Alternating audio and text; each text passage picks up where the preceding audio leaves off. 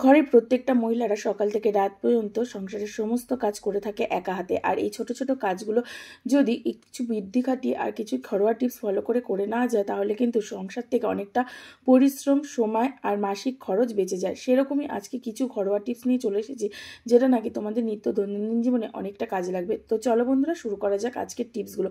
বন্ধুরা, আমাদের ঘরে এরকম কিন্তু খালি বোতল থেকেই যায়, আর এই বোতলগুলোতে যে জিনিসগুলো থাকে সেগুলো কিন্তু একটা সময় পর খালি হয়ে যায়, আর এই বোতলগুলো তারপরে আমরা ফেলে দিই। কিন্তু এবার থেকে এই বোতলগুলো কিন্তু আমরা ফেলে দেব না, কেননা বোতলগুলো দিয়ে কিন্তু আমরা অনেক কাজ করে নিতে পারবো। বা বোতলগুলো যদি নষ্টও হয়ে যায়, সেই বোতলগুলো ফেলে দিলেও এই তার ঢাকনাগুলো কিন্তু আমরা এবার থেকে জড়ো করে রাখবো। তো কেন রাখবো, চলো সেটাই তোমাদের সঙ্গে শেয়ার করি। তো দেখো, এখানে আমি দুটো বোতলেরই ঢাকনা নিয়ে নিয়েছি, আর এরপরে এই বোতলের মুটকিটার গায়ে আমি দিয়ে দিচ্ছি বোট সাইড যে টেপগুলো হয় সেই টেপ। এরপরে এই দুটো বোতলের যে মুটকির মাথায় আমি কিন্তু এই বোট সাইড টেপটা লাগিয়ে দেবো। এবার বন্ধুরা ভাববে তো তোমরা যে এটা কি কাজে লাগবো। বন্ধুরা, আমরা বাজার থেকে অনেক সময় কি করি, যে আমাদের দেওয়ালে আমরা অনেকেই আছি ফুটো করতে দিই না, বা ধরো যারা ভাড়া থাকে তাদের কিন্তু অনেকেই পারমিশন পায় না যে দেওয়ালে ফুটো করার। তো তখন কি করি, বাজার থেকে কিন্তু আমরা এরকম কিচেন বা বিভিন্ন যে হুকগুলো থাকে সেগুলো কিন্তু কিনে আনি বাজার থেকে। অনেকটা দাম দিয়ে কিন্তু আমরা সেগুলো কিনে আনি। তো এবার থেকে ওই হুক কিনে আনার কোনো দরকারই পড়বে না। ঘরে এরকম ফেলে দেওয়া জিনিস দিয়ে কিন্তু আমরা সহজে এরকম হুক বানিয়ে নিতে পারবো। তো দেখো, এখানে কিন্তু মুটকিটা আমি লাগিয়ে দিয়েছি। তো এখানে দেখো, একটা মুটকি দিয়ে আমি এখানে থাকা এই যে আই কার্ডগুলো সেগুলো ঝোলানোর জন্য আমরা কিন্তু বিভিন্ন হুক কিনে আনি। তো এরকম বোতলের মুটকিটা দিয়ে কিন্তু আমরা এই আই কার্ডটা ঝুলিয়ে রাখতে পারবো। এছাড়া ধরো কিচেনে আমরা অনেক তো এরকম হুক ব্যবহার করি, যেটা নাকি বোট সাইড টেপ দিয়ে আমরা এরকম লাগাই বাজার থেকে কিনে এনে। তো এই মুটকিটার সাহায্যেই দেখো আমি এখানে কিন্তু একটা হ্যাঙ্গার তৈরি করে নিতে পারলাম। এরপরে এর মধ্যে দেখো, আমাদের যে কিচেনে থাকা যে ঘষনি বা আটার যে আমরা সেকি, সে আটার যে শেখার যে স্ট্যান্ডটা, সেটা কিন্তু আমরা এইভাবে সহজে ঝুলিয়ে রাখতে পারবো। তো হলো না বন্ধুরা একটা ইউজফুল টিপস? ভালো লাগলে অবশ্যই লাইক করে দিও। চলে যাচ্ছি পরবর্তী টিপসে। এখন যেহেতু শীতকাল, এখন কিন্তু আমরা কম বেশি প্রত্যেকে কিন্তু সকালবেলা খালি পেটে এরকম মধু খেয়ে থাকি।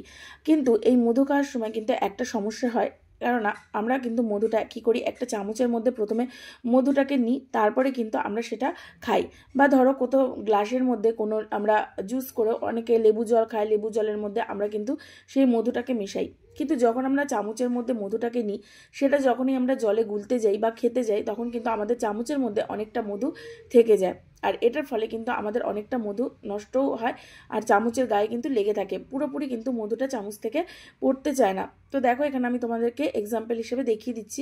মধুটা আমি প্রথমে চামচের মধ্যে নিলাম, নিয়ে তারপরে যখনই আমি মধুটা এরকম ঢালতে যাচ্ছি, তখন দেখো অনেকটা পরিমাণ মধু কিন্তু আমার চামচের গায়ে এইভাবে লেগে থাকছে। সহজে কিন্তু আমার এই মধুটা চামচের গা থেকে যাচ্ছে না।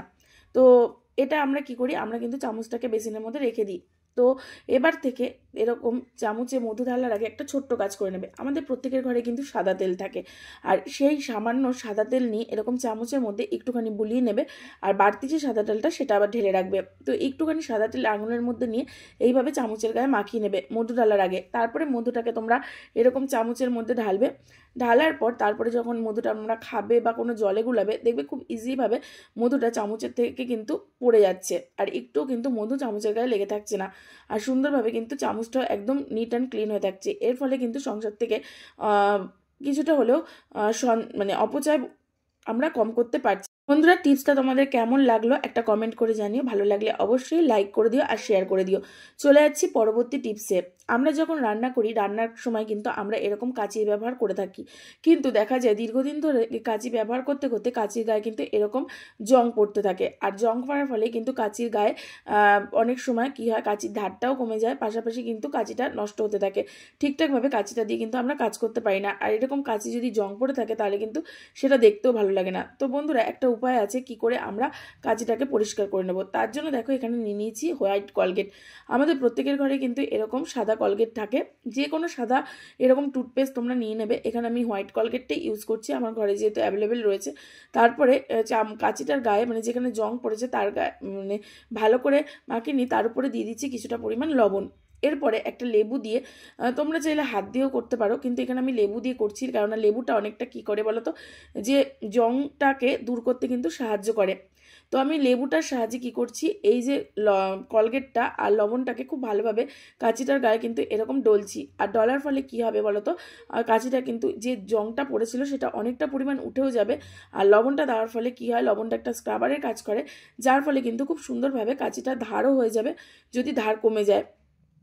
আর কাঁচিটা কিন্তু সুন্দরভাবে ক্লিনও হয়ে যাবে, একটা শাইন আসবে কাঁচিটার গায়ে। তো এইভাবে ছোট ছোট টিপস ফলো করে আমরা কিন্তু আমাদের সংসারের মানে যে সমস্ত এরকম কাঁচি বা টুকিটাকি জিনিসগুলো আছে সেগুলো কিন্তু সুন্দরভাবে পরিষ্কার রাখতে পারি। তো দেখো আগে যেরকম কাঁচিটা ছিল তার তুলনায় কিন্তু কাঁচিটা অনেকটা ধারালোও হয়েছে, পাশাপাশি কিন্তু অনেকটা দেখো জংটাও কিন্তু অনেকটা পরিষ্কার হয়ে গেছে। তো কেমন লাগলো টিপসটা জানাতে ভুলবে না, ভালো লাগলে লাইক করতে ভুলবে না। যাচ্ছি বন্ধুরা পরবর্তী টিপসে। এখন যেহেতু শীতকাল, আমরা কিন্তু প্রত্যেকে কম বেশি এরকম ঘরে চটি তো পরেই থাকি, আর চটির সঙ্গে কিন্তু এরকম মোজা পরে থাকি। কিন্তু দেখা যায় অনেক সময় আমাদের আঙুল কাটা মোজা থাকে না, আর আঙুল কাটা মোজা না থাকার ফলে কিন্তু আমাদের চটিটা আমরা ঠিকঠাকভাবে পরতে পারি না। তখন কিন্তু আমাদের খালি পায়ে মানে খালিভাবেই কিন্তু আমাদের হাঁটাচলা করতে হয়। আর যদি আমরা মোজাটা এরকমভাবে পরি খালি ইয়েতে, তাতে কিন্তু জলে ভিজে যাওয়ার সম্ভাবনা থাকে। আর বারবার কিন্তু মোজাটা খুলে আমাদের কাজ করতে হয়, আর নিচে পায়ের নিচেও কিন্তু ঠান্ডাটা লাগে। তো এবার থেকে বন্ধুরা মোজাটা আমরা কিন্তু পায়ে না পরে এরকম চটির মধ্যে পরিয়ে নেব। সেটা কেন চলো দেখে নেওয়া যাক। তো দেখো এখানে আমি একটা মোজা নিয়ে নিয়েছি, আর মোজাটার ভেতরে কিন্তু আমি দেখো যে ঘরে পরা যে চটিটা সেটা কিন্তু আমি এরকমভাবে ঢুকিয়ে নিচ্ছি। তো একটু সময় নিয়ে করতে হবে। তো চটিটা দেখো যেহেতু আঙুল কাটা না, এটা নর্মালি একটা মোজা। যদি আঙুলটা কাটা থাকতো, আঙুল কাটা যে মোজাগুলো হয় সেগুলো থাকলে অতটাও সমস্যা হতো না, যেহেতু এটা প্লেন মোজা।